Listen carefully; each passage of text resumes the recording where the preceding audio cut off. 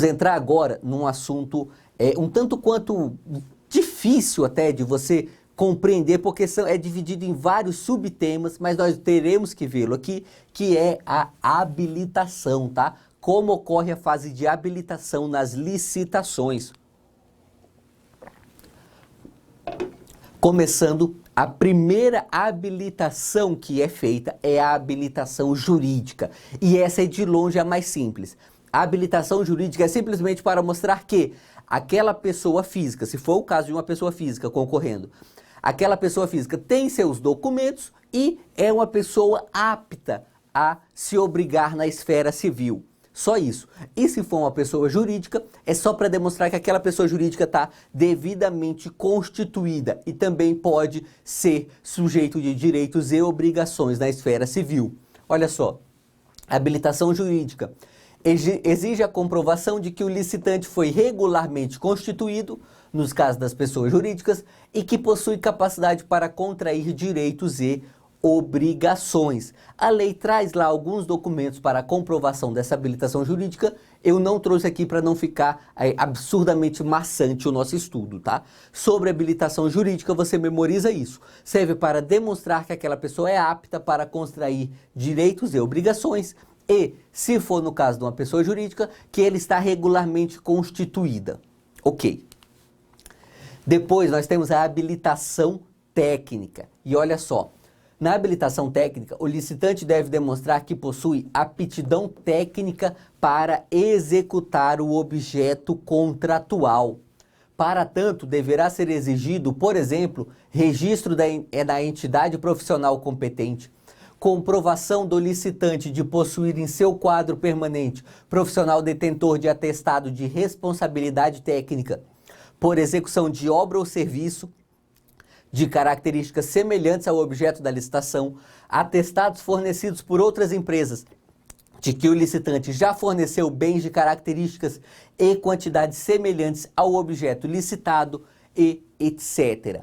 Qualquer obrigação dessa daqui da qualificação técnica deve estar prevista no edital. É claro que passará pelo crivo da razoabilidade e da proporcionalidade. Não podemos ter exigências absurdas aqui na qualificação técnica, mas podemos sim ter algumas exigências. Por exemplo, se é para construir determinada obra, especialmente uma obra complexa, o poder público pode exigir aqui nessa faixa de habilitação técnica, devidamente previsto no edital de licitação, que aquela empresa demonstre que já tem experiência naquele tipo de obra ou que tem nos seus quadros profissionais habilitados e experientes naquele tipo de obra também. Vamos ver um julgado aqui que trata disso. Olha só, esse é um recurso em mandado de segurança do STJ em 2014. Não fere a igualdade entre os licitantes, tampouco a ampla competitividade entre eles, o condicionamento editalício referente à experiência prévia dos concorrentes no âmbito do objeto licitado, a pretexto de demonstração de qualificação técnica. Em outras palavras, o poder público pode sim pedir que as empresas que estão concorrendo demonstrem que já têm experiência naquele tipo de obra. Isso é muito importante, especialmente para obras muito complexas. E aí você pensa, por exemplo, a construção de uma usina hidrelétrica. Complicadíssimo construir uma hidrelétrica. Nesse caso, o poder público pode exigir que aquela empresa ou consórcio de empresas, se for o caso de uma contratação de um consórcio de empresas, demonstre que tem experiência naquele tipo de situação. Mais uma, a qualificação econômico-financeira. Aqui requer a comprovação de que o licitante tem capacidade financeira para executar a integralidade do objeto contratual. Aqui é para mostrar que aquela empresa tem robustez financeira para dar conta do que está sendo contratado. Especialmente importante também para obras públicas de grande vulto, que exigem um investimento considerável da empresa. E aí você se lembra que é o seguinte, o poder público, com raríssimas exceções, ele só paga aquilo que já foi de fato executado, tá? Então olha só, você pensa o seguinte, o poder público vai lá e contrata a construção de uma rodovia, construção, asfaltamento, tudo. Perfeito. Imagina o seguinte, para fazer essa rodovia, tem que fazer ali a terraplanagem, às vezes você tem que elevar o nível do solo, e já para fazer essas primeiras fases da obra, o poder público não vai pagar nada, ele vai pagar só depois que fizer as primeiras medições. Quem vai bancar até que o poder público faça as primeiras medições e comece a pagar pela obra? É o caixa da empresa. Então essa empresa, ela tem que ter demonstração de que ela tem liquidez suficiente para ir executando aquela obra ou serviço, até que o poder público comece a pagá-la. Na venda de bens é a mesma coisa. Primeiro a empresa entrega os bens. Quando ela entrega os bens para o poder público vai lá, verifica, fala, eu contratei 1000 computadores, pois é, tá aqui no meu estoque realmente 1000 computadores. Aí que o poder público vai fazer lá aquelas fases da realização da despesa que você aprende lá no direito financeiro. Aí que vai fazer o empenho já estava feito no caso, vai fazer a liquidação e o pagamento. Ou seja, até o poder público fazer o pagamento, quem é que está bancando a entrega desses bens? É a própria empresa. Por isso que essa empresa ela tem que demonstrar sua qualificação econômico-financeira. E olha só, o caput do artigo 31 indica quais são as exigências ordinárias, ou seja, essas exigências aqui estarão sempre presentes nessa fase de qualificação, tá? Vejamos quais são. A. Balanço patrimonial e demonstrações contábeis do último exercício social, que é só entrega de documentação, né? Tranquilo. B. Certidão negativa de falência ou concordata para pessoa jurídica ou de execução patrimonial para pessoa física. Já já nós veremos que existe julgado mitigando essa linha B aqui, tá? C. Garantia limitada a 1% do valor estimado da contratação. Abre um parênteses aqui. Na próxima aula, quando veremos os contratos administrativos, nós vamos ver que existe a garantia contratual, tá? E a garantia contratual tem outros percentuais, fica ali até 5% ou em algumas hipóteses até 10%. Tá?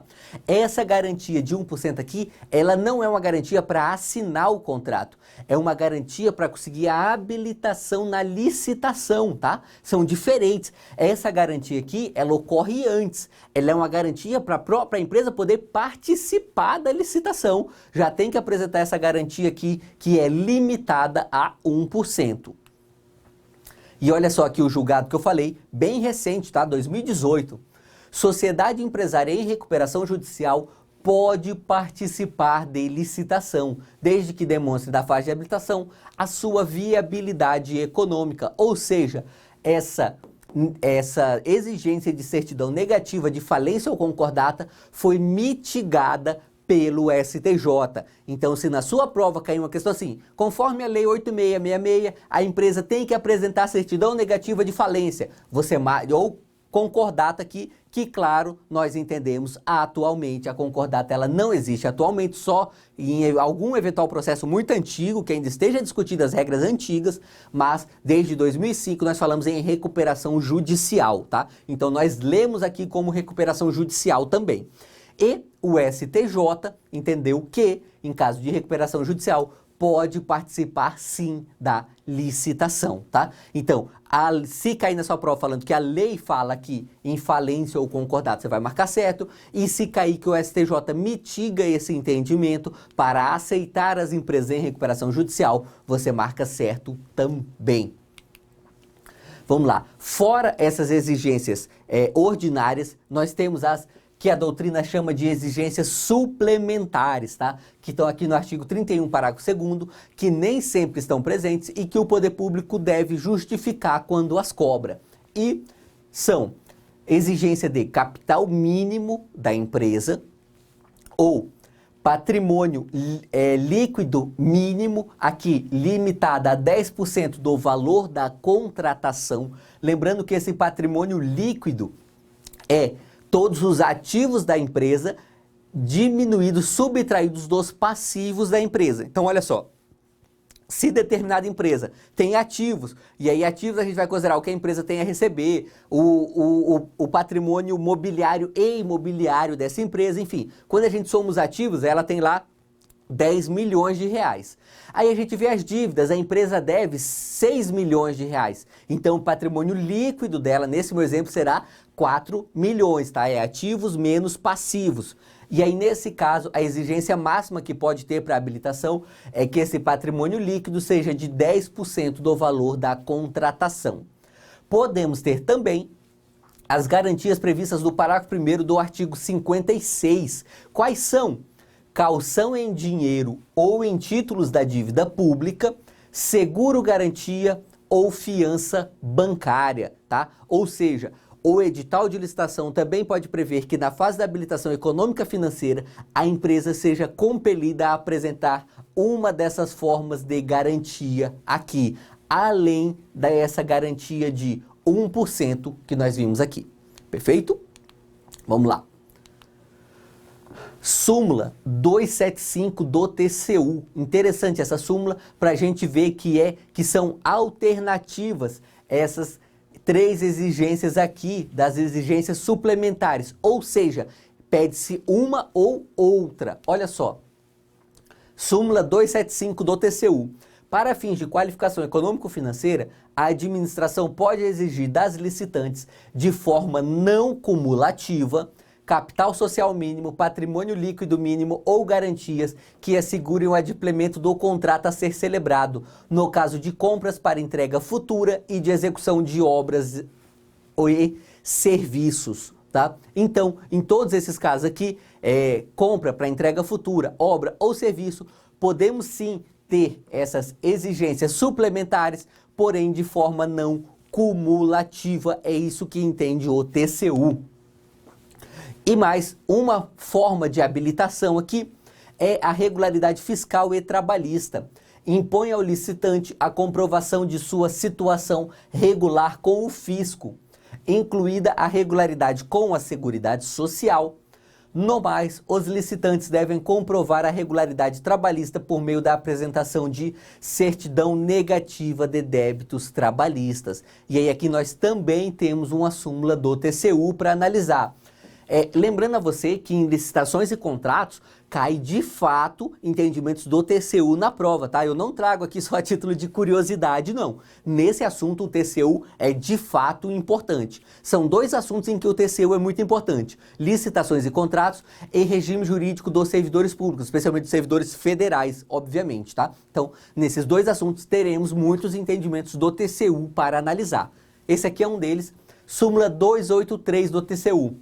Para fins de habilitação, a administração pública não deve exigir dos licitantes a apresentação de certidão de quitação de obrigações fiscais, e sim a prova de sua regularidade. Olha só, se você ainda não entende isso daqui, é porque você ainda não está trabalhando em uma procuradoria fiscal de PGE ou PGM, senão você já entenderia.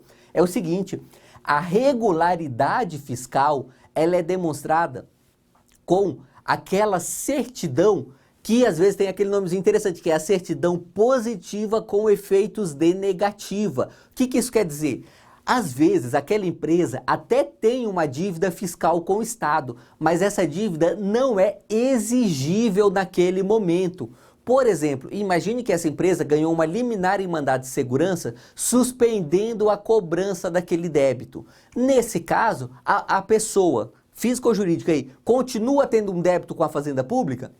Continua, mas como esse débito não é exigível, essa pessoa está regular, tá? Então veja bem, o poder público não pode exigir comprovação de quitação, ou seja, não pode exigir certidão negativa, pura e simplesmente. Deve aceitar também uma certidão positiva com efeitos de negativa, que é essa que demonstra aqui a regularidade. E, para fechar esse nosso bloco, a última forma de habilitação é o cumprimento do disposto no artigo 7º